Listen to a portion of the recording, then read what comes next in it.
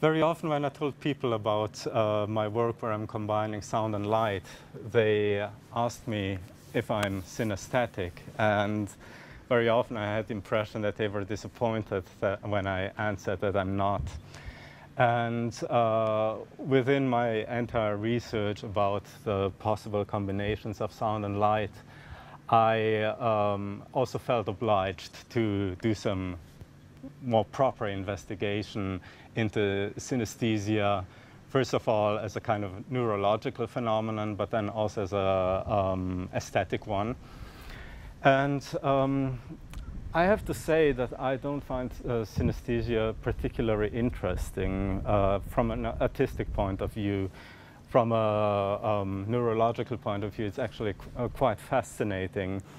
But what bothers me a little bit about synesthesia is that there is the idea or an attempt to create a kind of fixed link between auditory and visual information. Because what synesthesia is, if you're synesthetic, then one of the definitions is that you always have the same reaction. It's not like if you have visual associations with sound, this doesn't make you synesthetic. You're synesthetic if the same sound always triggers the same particular color in every situation. And artistically, I don't find it very appealing because what I find much more fascinating about possible relationships that light and sound can engage with each other is that the relationships can constantly change and that there can be constant shifts. And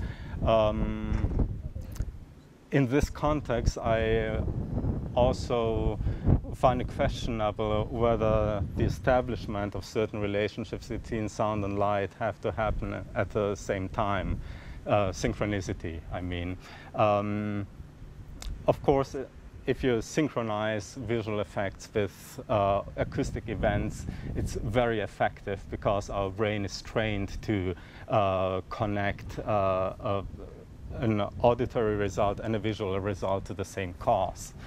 But in an artistic context, it can be quite interesting also to separate the two and to create, for example, something like a motivic content on the level of sound, but also then the corresponding motivic content on the visual level, and to use them independently in a composition. And so in a way, I'm quite happy not to be synesthetic because, I mean, it must be very fascinating in certain ways, and I can imagine that it can also give you very strong inspiration at certain points, but I also imagine that it can be inhibiting in the development of when you're looking for more complex relationships between the visual and the acoustic.